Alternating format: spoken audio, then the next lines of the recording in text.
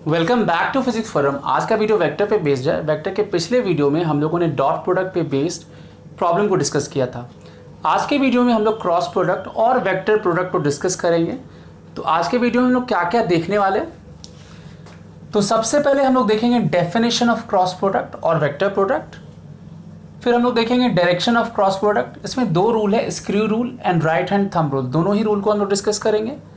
उसके बाद cross product of unit vectors, then cross product in component form, then geometrical meaning of cross product, उसके बाद application of cross product in physics and end में हम लोग properties of cross product को discuss करेंगे। तो इन सारे कॉन्सेप्ट को समझने के लिए वीडियो को एंड तक देखिएगा। But before I start, don't forget to like, share and subscribe to my channel.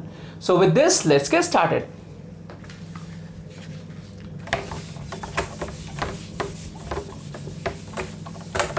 तो सबसे पहले हम लोग स्टार्ट करते हैं डेफिनेशन ऑफ क्रॉस प्रोडक्ट से, है ना।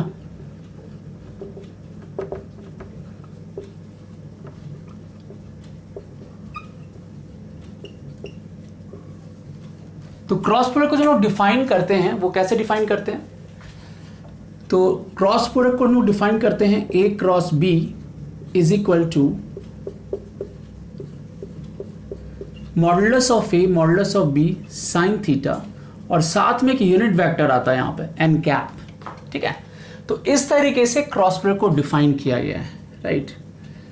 अनलाइक डॉट प्रोडक्ट, जैसे डॉट प्रोडक्ट में जो रिजल्ट होता था वो एक स्केलर रिजल्ट होता था, बट यहाँ पर जो रिजल्ट होगा वो एक वेक्टर रिजल्ट होगा। इसलिए हम लोग इसको क्रॉस प्रोडक्ट और वेक्टर प्रोडक्ट भी कहते हैं। तो यहाँ जो रिजल्ट होगा हम देख सकते हैं कि ये इस वेक्टर का मैग्नीट्यूड हो गया और ये डायरेक्शन हो गया। ये जो एन कैप होता है, राइट, तो एन कैप जो होता है यहाँ पर ये होता है यूनिट वेक्टर परपेंडिकुलर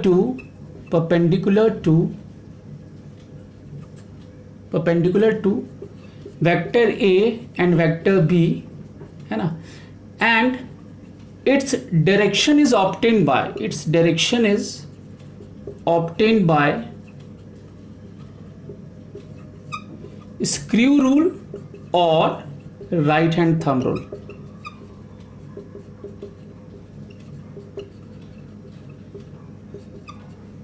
ठीक है, तो जैसे अगर मान लीजिए कि, है ना, और थीटा हम समझ रहे, थीटा यहाँ पे क्या है, theta is angle between vector A and B, angle between vector A and B, and modulus A और मॉडुलस ऑफ बी, ये तो इसका मैग्नीट्यूड हो गया। ठीक है, जैसे अगर मान लीजिए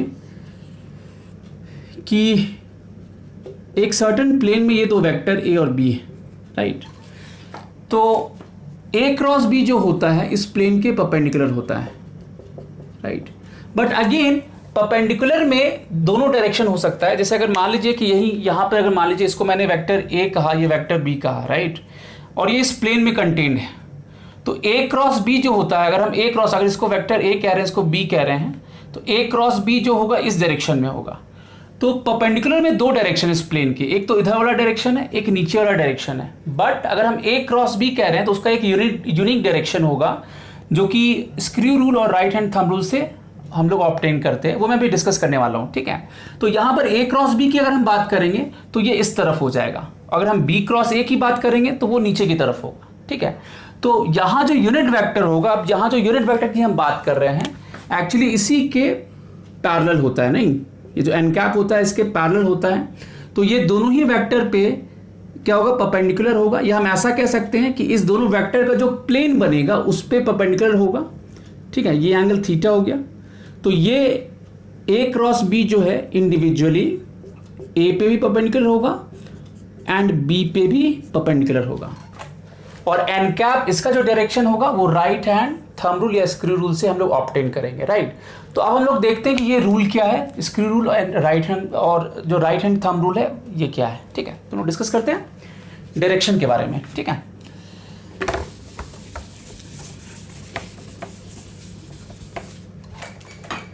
तो अब हम लोग देखते हैं डायरेक्शन ऑफ क्रॉस प्रोडक्ट। तो सबसे पहले हम बात करते हैं स्क्रू रूल की, है ना।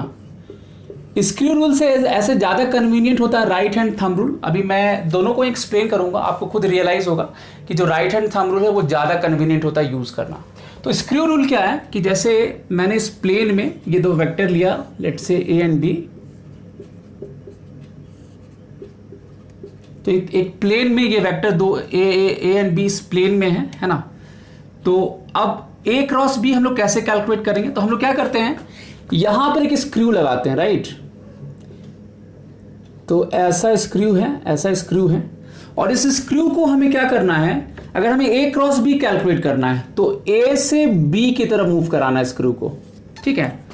तो ये स्क्रू जो है ऐसे अपसाइड डाउन है, तो अगर हम इसको ए से बी मूव कराएंगे तो स्क्रू का मूवमेंट क्या होगा, इस डायरेक्शन में होगा।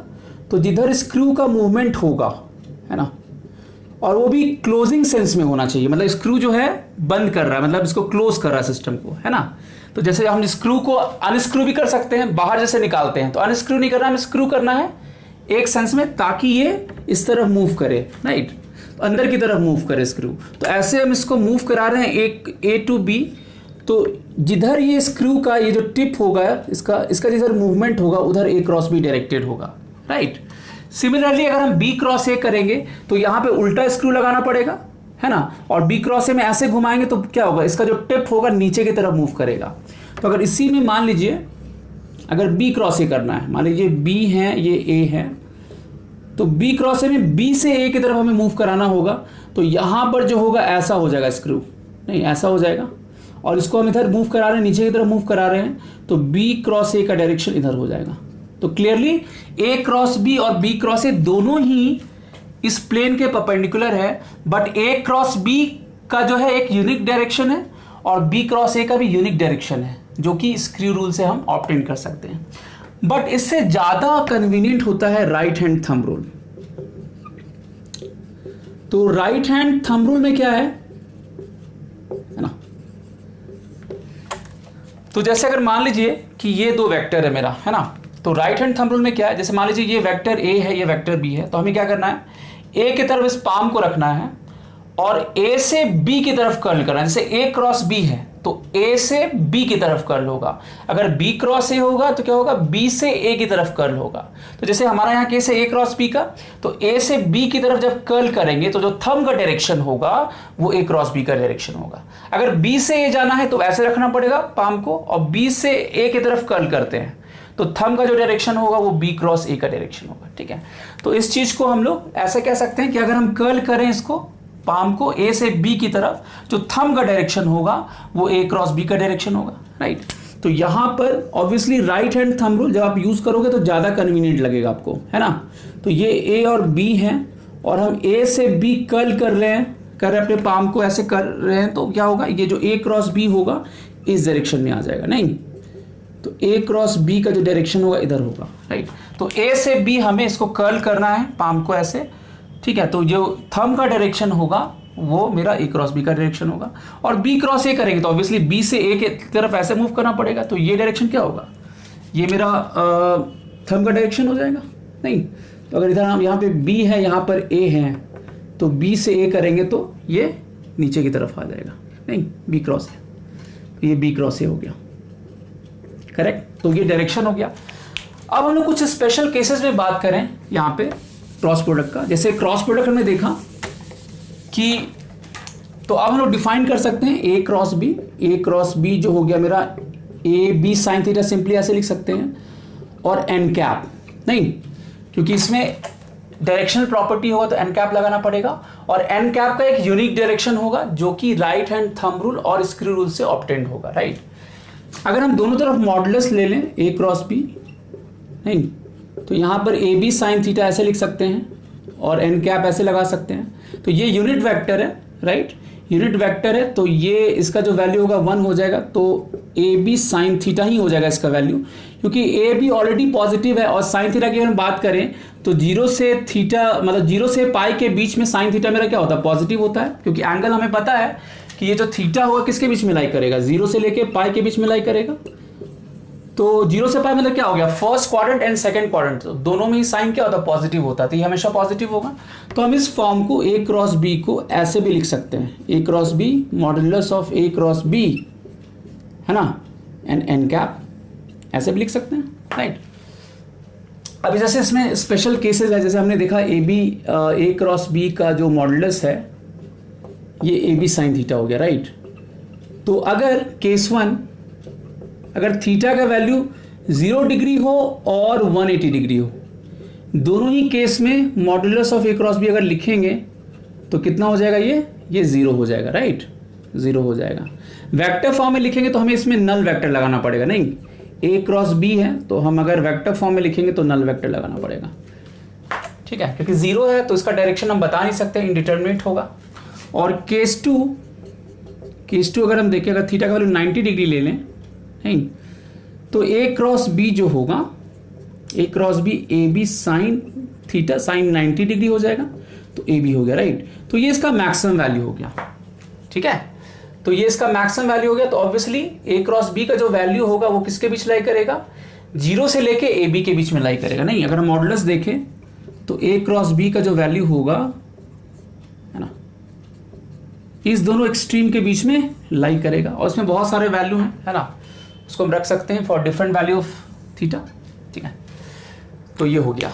अब हम लोग मूव करते हैं cross product of unit vectors.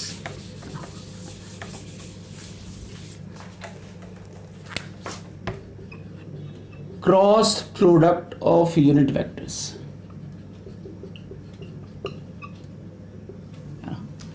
तो सबसे पहले एक क्विक रिकॉल, x के अलॉन्ग जो यूनिट वेक्टर होता था वो आई कैप होता था, y के अलॉन्ग जो यूनिट वेक्टर होता था वो j कैप होता था, और z के अलॉन्ग जो यूनिट वेक्टर होता था वो k कैप होता था, राइट। तो सबसे पहले अगर देखें i क्रॉस i करें, ठीक है, तो ऑब्वियसली ये नल वेक्टर दे देगा, नहीं, ऐसे लिखेंगे ना, मॉडुलस ऑफ i, है ना, और यहाँ पे साइन 0 हो जाएगा, है ना, और एन कैप लगाएंगे तो ये बेसिकली साइन 0 0 हो गया, तो ये एक नल वेक्टर हो जाएगा। इन the same way J cap cross J cap करेंगे तो ये भी नल वेक्टर देगा, के कैप क्रॉस के कैप करेंगे तो ये भी क्या होगा, एक नल वेक्टर देगा, राइट। तो ये सब नल वेक्टर होगा। अब अगर हम दूसरा पेयर ले, जैसे आई और जे का पेयर ले लें, राइट, सो आई क्रॉस जे करें तो modulus of I modulus of J, और इस दोनों के बीच का एंगल कितना है, 90 डिग्री, तो साइन 90 डिग्री। अच्छा, राइट हैंड थंब रूल लगाएं यहाँ पर, सो आई से जे की तरफ मूव करें, ऐसे मूव करें तो ये के का डायरेक्शन हो जाएगा, राइट। तो ये क्या हो गया मेरा, ये के कैप हो गया, करेक्ट। तो यहां से ये सब 1 हो गया, ये 1 हो गया into 1 into 1 into K cap, तो आई क्रॉस जे क्या होगा, K cap. In the same way I cross J बोलेंगे तो के कैप होगा, है ना।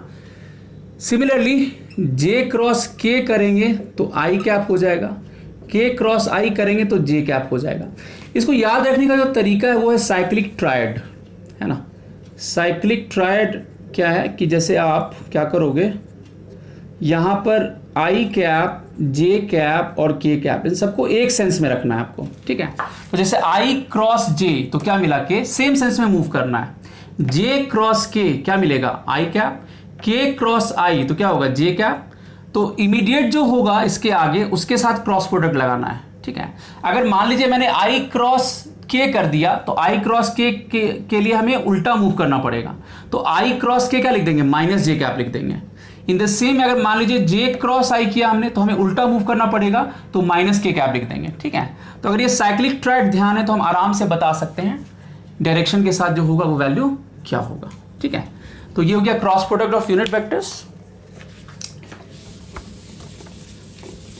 अब हम लोग मूव करते हैं cross product in component form.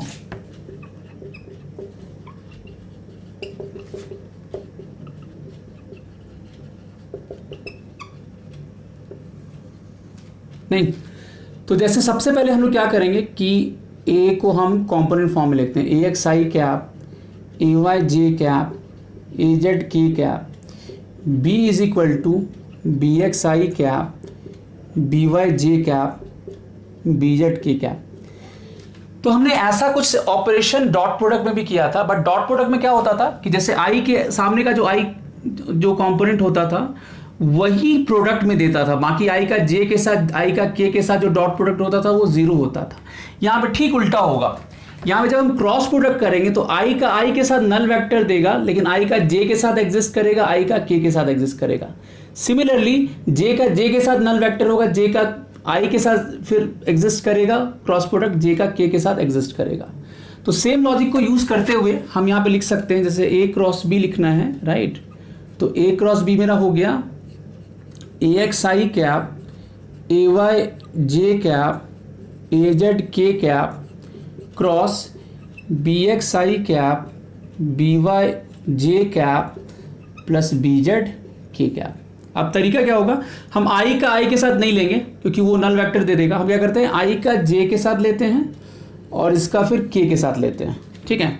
So A X I cap cross क्या करेंगे, B Y J cap B Z K cap. In the same way J का फिर हम क्या करेंगे, जे का जे के साथ नहीं लेके आई और के साथ लेते हैं। सो ए Y J cap cross B X I cap plus B Z K cap. And the same वे के का के साथ नहीं लेके आई और जे के साथ लेते हैं हम लोग। सो ए जेड के कैप है ना, cross B X I cap plus B Y J cap, ठीक है। अब इसको एक्सपैंड कर लेते हैं। जो यूनिट वेक्टर का जो क्रॉस प्रोडक्ट का हमने प्रॉपर्टी देखा था उसके बेसिस पे हम लोग बता सकते हैं यहाँ पर।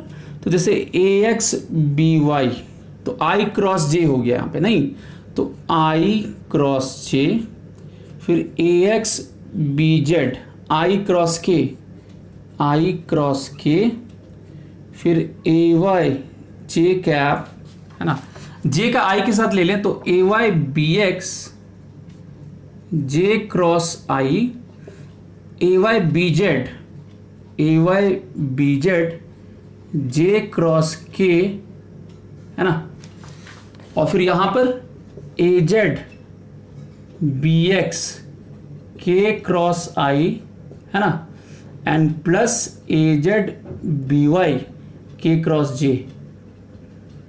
अब हमें साइक्लिक ट्राइड को ध्यान रखना है यहां पर, नहीं आई कैप जे कैप है ना, के कैप। अब आई क्रॉस जे, तो आई क्रॉस जे के कैप मिलेगा, तो यहां पे ए एक्स बी वाई क्या हो जाएगा, K cap. A X B Z I cross K, तो आई क्रॉस के उल्टे डायरेक्शन में जा रहे हैं तो माइनस हो जाएगा यहां पर। सो माइनस ए एक्स बी जेड जे कैप। जे क्रॉस आई, तो जे क्रॉस आई उल्टे डायरेक्शन में जाना है तो माइनस के कैप हो जाएगा। सो माइनस ए वाई बी एक्स के कैप हो जाएगा, नहीं। फिर यहां पे आते हैं जे क्रॉस के, तो जे क्रॉस के क्या होगा, आई कैप। सो ए वाई बी जेड है ना, एंड जे क्रॉस के क्या हो जाएगा, आई कैप है ना। फिर यहां पे के क्रॉस आई आते हैं, तो के क्रॉस आई तो क्या होगा, जे कैप मिल जाएगा। सो ए Z B X K cross आई क्या होगा, जे कैप मिल जाएगा। यहां पे करेंगे के क्रॉस जे, तो के क्रॉस जे करेंगे तो रिवर्स डायरेक्शन में आ जाएगा, तो माइनस ए जेड बी वाई क्या हो जाएगा, के क्रॉस जे माइनस आई कैप, तो यहाँ पे आई कैप लगा दिया। अब तरीका क्या होगा, जितना भी सिमिलर कंपोनेंट है, जैसे यहाँ पे आई कैप है, इसको एक साथ कर लें। जो जे कैप होगा ये वाला जे कैप इसको एक साथ कर लें, और जो के कैप होगा उसको एक साथ कर लें। यही तरीका होता है वेक्टर एडिशन या सब्ट्रैक्शन का, ठीक है। तो यहां पर हम लोग फर्दर क्या लिख सकते हैं, है ना, तो ए क्रॉस बी जो होगा, है ना, ए क्रॉस बी जो होगा, तो आई कैप को पहले एक साथ करते हैं, तो A Y B Z minus A Z B Y, A Y B Z minus A Z B Y I cap, ठीक है। फिर माइनस आप जे कैप को लिखेंगे तो A X B Z minus है ना ए जेड बी एक्स। यहां पे मैंने डेलिबरेटली यहां पे नेगेटिव साइन पहले लगाया है, मैं इसका लॉजिक बताऊंगा आपको आगे। अभी इसको इस फॉर्म में लिखते हैं, तो माइनस यहाँ पे कॉमन ले लें, तो ए एक्स बी जेड ये हो गया और माइनस ए जेड बी एक्स हो जाएगा, ठीक है। और एंड में के कैप का जब लिखेंगे साथ में, तो के कैप का क्या होगा, ए एक्स बी वाई है ना, ए एक्स बी वाई और माइनस क्या होगा, ए वाई बी एक्स के का, करेक्ट। तो इस फॉर्म में हम लोग लिख सकते हैं। अब ऑब्वियसली ये फॉर्म बहुत बल्की है, तो इस एंटायर फॉर्म को हम डिटर्मिनेंट के फॉर्म में लिख सकते हैं, मतलब ये entire form is equivalent to this form. Determinant form कहते हैं, ये मैथ्स का एक टॉपिक है डिटर्मिनेंट। तो हम इसको ऐसे लिख सकते हैं ax ay az bx by bz। तो ये डिटर्मिनेंट फॉर्म है, राइट, ये डिटर्मिनेंट फॉर्म है। अब इसको पढ़ने आना चाहिए, राइट। अब इसको पढ़ने का तरीका क्या होता है कि सबसे पहले हम लोग क्या करते हैं, जितने भी, जैसे यहां पर हम बात करें तो यहां पे 3 कॉलम बन रहा है, नहीं, इसको कॉलम 1 बोलते हैं, इसको कॉलम 2 कहते हैं, इसको कॉलम 3 कहते हैं, राइट। तो ये कॉलम 1 हो गया, कॉलम 2, कॉलम 3, और इधर बात करेंगे तो ये रो 1 हो गया, है ना। यहाँ पे बात करेंगे तो ये रो 2 हो गया, यहाँ पे बात करेंगे ये रो 3 हो गया, नहीं, ये रो हो गया, ये सारे रोज हो गए, ये सारे कॉलम्स हो गए। अब तरीका क्या होता है, जैसे अगर मान लीजिए आई कैप का हमें लिखना है तो हमें क्या करना है, आई कैप जिस रो और जिस कॉलम में लाई कर रहा है उसको छोड़ देना है, ठीक है। तो आई कैप जिस रो जिस कॉलम में लाई कर उसको छोड़ देना है, तो आई कैप, है ना। और अब जो बच गया, अब ये बच गया, इसके बीच हमें क्रॉस मल्टीप्लिकेशन करना है। और कैसे क्रॉस मल्टीप्लिकेशन करना है, पहले लेफ्ट टू राइट करना है और माइनस राइट टू लेफ्ट करना है, मतलब ay bz minus az by, ठीक है। तो ये क्योंकि I cap first row first column में था तो हमने इसका सारा एलिमेंट छोड़ दिया। अब ये जो बचा इसमें क्रॉस मल्टीप्लिकेशन, तो ay bz पहले left to right then minus right to left. जो बीच वाला आएगा यहाँ पर जे कैप, यहाँ पे हम लोग नेगेटिव साइन लगाते हैं, ठीक है। ये भी डिटर्मिनेंट का ही प्रॉपर्टी है। डिटर्मिनेंट का प्रॉपर्टी क्या होता है, जैसे जो I cap J cap K cap का जो कॉफिशिएंट होता है वो होता है -1 to the power number of row and जो जिस रो में वो लाई कर रहा है प्लस जिस कॉलम में लाई कर रहा है उस दोनों का सम होता है। जैसे फॉर एग्जांपल कि जैसे आई कैप फर्स्ट कॉलम और फर्स्ट रो में लाई कर रहा है तो यहाँ पे 1 + 1 करेंगे तो क्या होगा, स्क्वायर, तो ये पॉजिटिव वैल्यू देगा, इसलिए आई कैप का जो कॉफिशिएंट यहाँ पे पॉजिटिव है। जे कैप की बात करें तो ये फर्स्ट रो सेकंड कॉलम में लाई कर रहा है तो फर्स्ट + 2 तो 3 हो गया, तो इसका नेगेटिव आ जाएगा, -1 पे पावर 3, तो ऑड पावर है तो नेगेटिव वैल्यू आएगा, तो यहाँ पे नेगेटिव आ जाएगा। और एंड में देखें के कैप का तो फर्स्ट रो और थर्ड कॉलम में तो 1 + 3 करेंगे तो -1 टू द पावर 4 आएगा जो कि पॉजिटिव वैल्यू देगा, तो वहाँ पे अगेन पॉजिटिव वैल्यू आएगा, इसलिए मैंने इसको इस फॉर्म में लिखा था, राइट।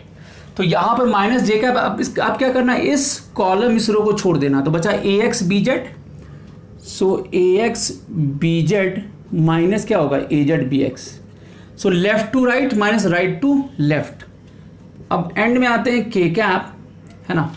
तो के कैप फर्स्ट रो, है ना, थर्ड कॉलम में लाई कर रहा है तो इसको छोड़ देना है, तो ax by minus ay bx, ax by minus ay bx, right. तो ऑब्वियसली इस फॉर्म को ध्यान रखना, को याद रखना ज़्यादा आसान है, तो हम लोग डिटर्मिनेंट फॉर्म को ही ध्यान रखेंगे आगे के लिए, बट डेफिनेटली इसको पढ़ने आना चाहिए। ये जब आप प्रैक्टिस करोगे तो ऑटोमेटिकली वो याद आ जाता है, ठीक है। तो जब प्रैक्टिस करोगे तो आपको समझ में आ जाएगा इसको कैसे यूज़ करते हैं, ठीक है। तो ये मेरा डिटर्मिनेंट फॉर्म हो गया, राइट।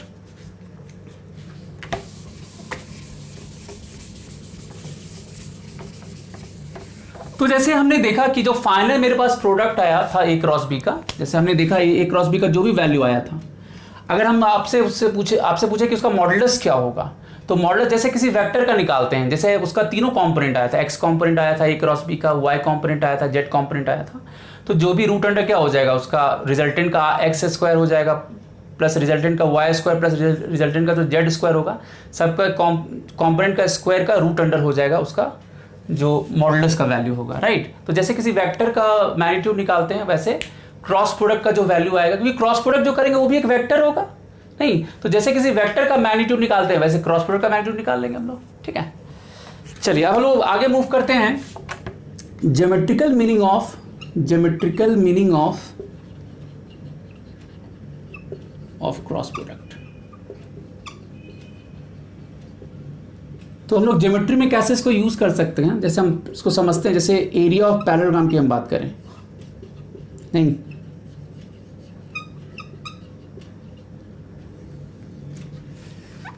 तो जैसे ये PQRS मेरा एक पैरेललोग्राम है, PQRS है ना, एक पैरेललोग्राम है, ठीक है। तो अगर हमें इसका एरिया बताना हो तो एरिया क्या होगा, बेस इंटू ये हाइट हो जाता, नहीं तो यहाँ से लेट से परपेंडिकुलर ड्रॉप करते हैं तो हम लोग क्या बोलेंगे, base into height, base into height. तो बेस मेरा क्या हो गया, बेस होता है पी क्यू हो गया और हाइट क्या हो गया, एस एम हो गया, राइट। अच्छा, अगर हम इस पी क्यू को एज अ वेक्टर लेट से वेक्टर ए से डिनोट करें और इसको एज अ वेक्टर बी से डिनोट करें लेट से, तो और ये मान लीजिए ये इस दोनों के बीच का एंगल है थीटा, तो ये बताइए जो एस एम होगा, ये जो वैल्यू होगा, क्या ये बी साइन थीटा हो जाएगा, हो जाएगा ना। तो हम लोग क्या लिख सकते हैं, पी क्यू को अगर लिखें तो ये होगा P Q into S M. अब पी क्यू का मॉडुलस कितना हो जाएगा, ए, और एस एम कितना हो जाएगा, बी साइन थीटा।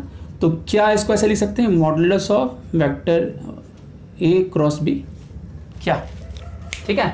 तो हम क्रॉस प्रोडक्ट को एज एरिया ऑफ पैरेललोग्राम भी रिप्रेजेंट कर सकते हैं। तो ए क्रॉस बी जो होगा वो उसका जो मॉडुलस होगा वो बेसिकली एरिया का वैल्यू देगा, area of this parallelogram, right. In the same वे हम लोग ट्रायंगल का एरिया भी बता सकते हैं, ठीक है। तो जैसे अगर हम ट्रायंगल का एरिया देखें, एरिया ऑफ ए ट्रायंगल, तो ये भी हम बता सकते हैं, ठीक है। तो जैसे मान लीजिए कि ये पी क्यू आर है, राइट। अगेन हम लोग यहाँ से परपेंडिकुलर ड्रॉप करते हैं पी एम, नहीं तो यहाँ जो एरिया होगा हमें पता है हाफ इंटू क्या होता है, बेस इंटू हाइट। तो क्यू आर इंटू क्या करेंगे, पी एम। अब अगेन मान लीजिए इसको वेक्टर हमने वेक्टर ए डिनोट किया, इसको ये वेक्टर बी डिनोट किया, राइट, और ये एंगल थीटा है। तो अगेन इस हाइट को हम लोग क्या लिख सकते हैं, बी साइन थीटा, नहीं तो यहाँ पे क्या लिखेंगे, हाफ इंटू क्यू आर का जो मॉडुलस होगा वो ए हो गया और पी एम जो होगा कितना हो गया, बी साइन थीटा। तो अगेन हाफ इंटू लिख सकते हैं modulus of A cross B, ठीक है। इस तरीके से हम एरिया ऑफ ए ट्रायंगल को भी क्रॉस प्रोडक्ट के फॉर्म में लिख सकते हैं, ठीक है। तो ये ज्योमेट्रिकल मीनिंग हो गया।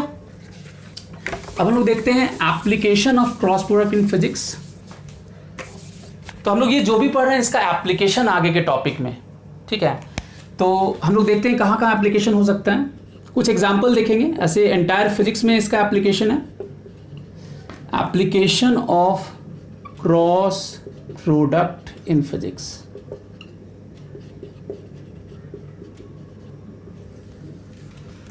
तो जैसे सबसे पहले देखें, जैसे हम टॉर्क देख लें, right,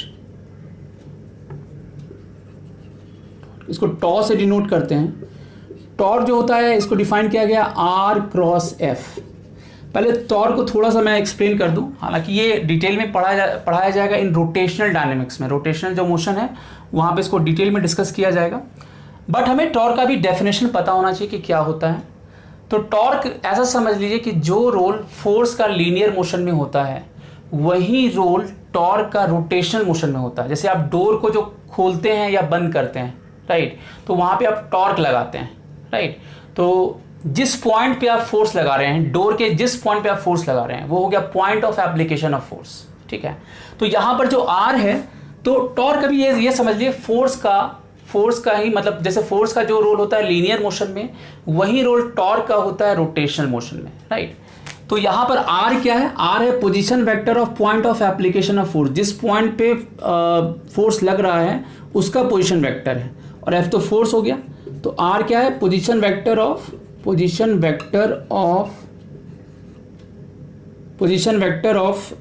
point of application of force, ठीक है।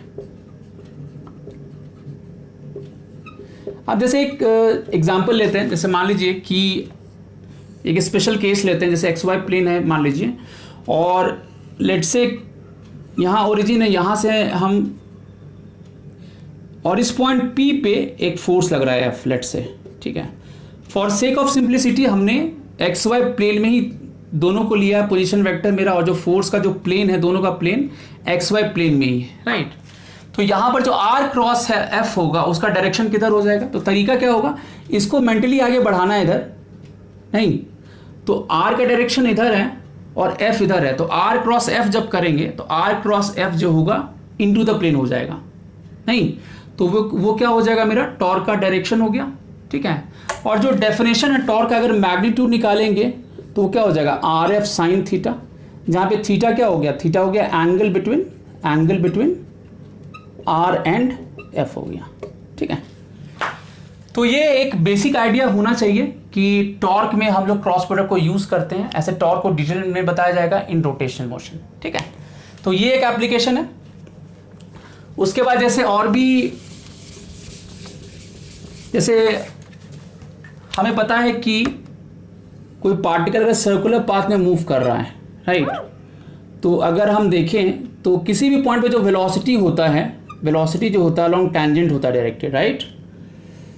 तो अगर पार्टिकल ऐसे सर्कुलर पाथ में मूव कर रहा है तो ये वेक्टर के भी बिगिनिंग के टॉपिक मैंने बताया था, एक्सियल वेक्टर के बारे में मैंने डिस्कस किया था।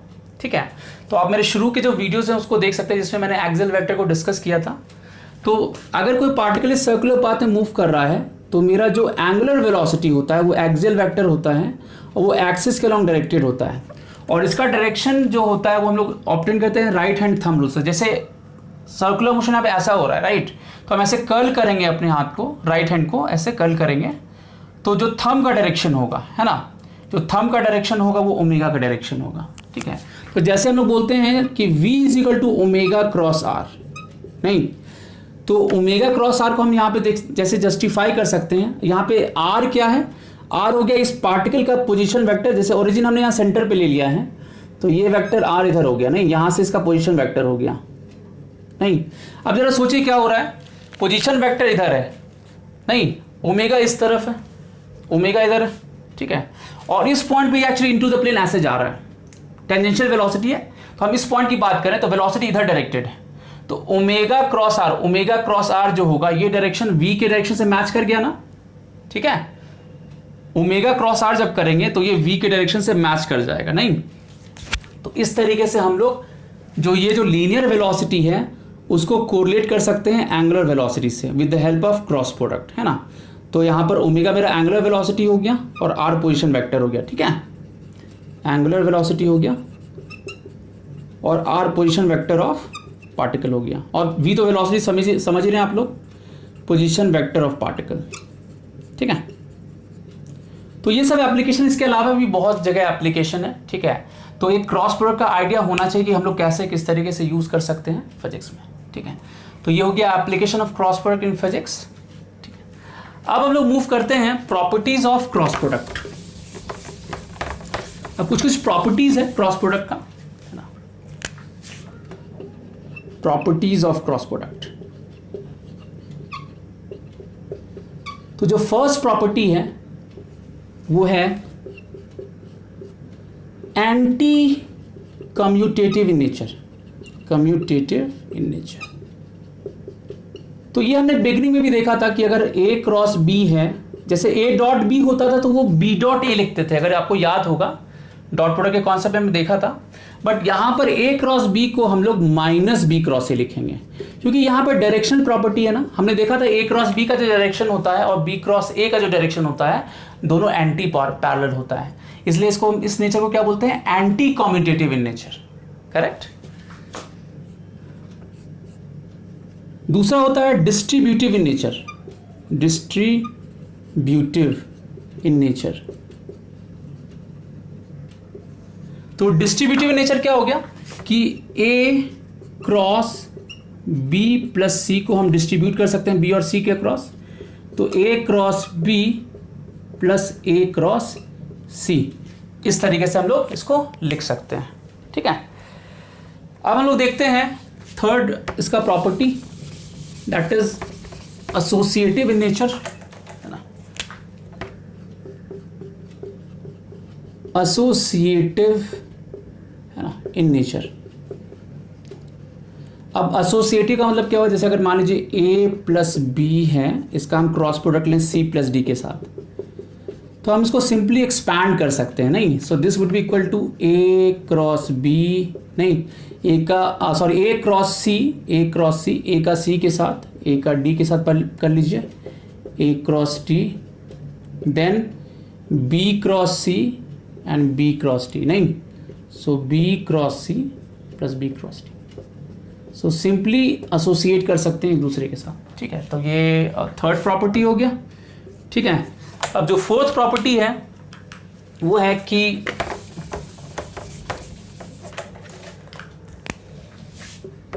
कि if A is parallel to B, नहीं तो ये तो पता है, अगर ए क्रॉस बी बोलेंगे तो क्या मिलेगा, एक नल वेक्टर मिल जाएगा, right.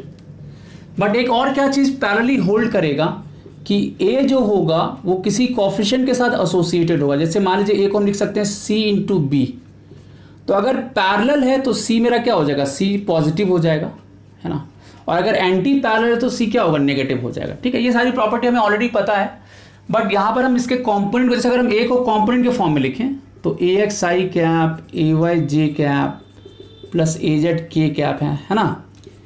C into B X I cap ऐसे लिख सकते हैं कॉम्पोनेंट फॉर्म में, B Y J cap and B Z K cap. अब दोनों तरफ कंपेयर करें तो ए एक्स मेरा कितना होगा, C B X, I cap को आई के कैप के साथ कंपेयर करें, ए वाई जो होगा क्या होगा, सी बी वाई, और ए जेड जो होगा क्या होगा, सी बी जेड हो जाएगा। नहीं तो यहां से हम कह सकते हैं कि A X by B X, A Y by B Y and A Z by B Z, इसका जो रेशियो है कांस्टेंट होगा सी, ठीक है। और ये कब होल्ड करेगा, जब vector A and vector B दोनों पैरेलल हो, ठीक है। तो ये फोर्थ प्रॉपर्टी हो गया, है ना। अब लोग फिफ्थ प्रॉपर्टी देखते हैं। फिफ्थ प्रॉपर्टी क्या है ना, कि अगर हमें पता है कि ए डॉट बी जो होता है, ए डॉट बी जो होता है ये ए बी कॉस थीटा होता है, राइट। तो यहां से हम लोग कॉस थीटा को A dot B by A B कहते हैं, और हमें यह भी पता है कि जो थीटा का वैल्यू होता है 0 से 180 के बीच में लाई करता है, करेक्ट। तो अगर कॉस थीटा लेट से अगर हाफ है तो वी आर श्योर कि थीटा कितना होगा, 60 डिग्री। अगर कॉस थीटा लेट से माइनस हाफ है तो थीटा हमें पता है कितना होगा, 120 डिग्री, क्योंकि फर्स्ट क्वाड्रेंट में कॉस थीटा पॉजिटिव होता है और सेकंड में कॉस थीटा क्या होता है, नेगेटिव होता है। बट अगर हम चाहें एंगल निकालना इससे, अगर हम क्रॉस प्रोडक्ट को यूज करते हुए एंगल निकालने की कोशिश करें तो modulus of A cross B क्या लिखेंगे, A B sine theta, correct. या साइन थीटा लिख सकते हैं A cross B by A B, right. अब अगर साइन थीटा हाफ हो तो थीटा का वैल्यू 30 डिग्री भी हो सकता है और 150 डिग्री भी हो सकता है, ये दोनों ही वैल्यू एग्जिस्ट कर सकता है।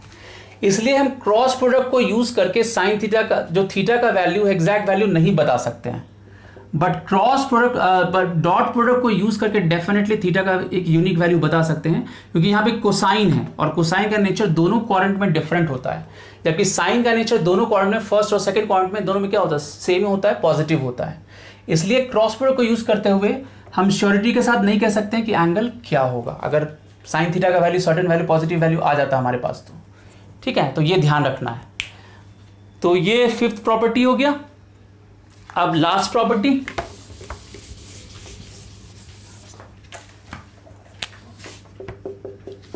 any unit vector perpendicular to vector A and B can be given by C cap is equal to plus minus A cross B by A cross B। देखिए इस चीज को समझना, यहाँ पे प्लस माइनस दोनों साइन मैंने यूज किया है। अगर मान लीजिए कि ये दो वेक्टर, ये वेक्टर ए है और बी है, और हमें सिर्फ ये बताना है कि जो वेक्टर होगा जो कि इस दोनों वेक्टर के प्लेन के परपेंडिकुलर होगा तो वो दोनों डायरेक्शन में हो सकता है। मतलब हम ऐसा भी कह सकते हैं कि ए क्रॉस बी के डायरेक्शन में भी हो सकता है और बी क्रॉस ए के डायरेक्शन में भी हो सकता है, राइट।